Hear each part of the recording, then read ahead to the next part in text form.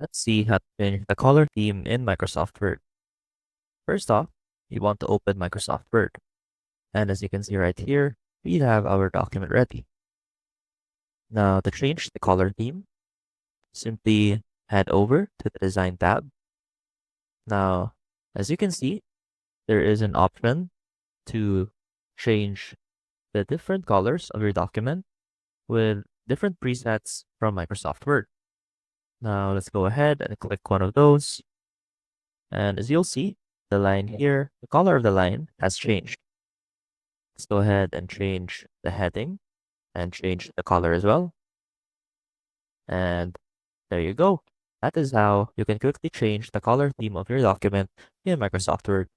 You also have the option to customize your own colors by clicking on Custom Colors, and that would allow you to customize whatever you want within your document specifically. I hope this helped, and I will see you soon.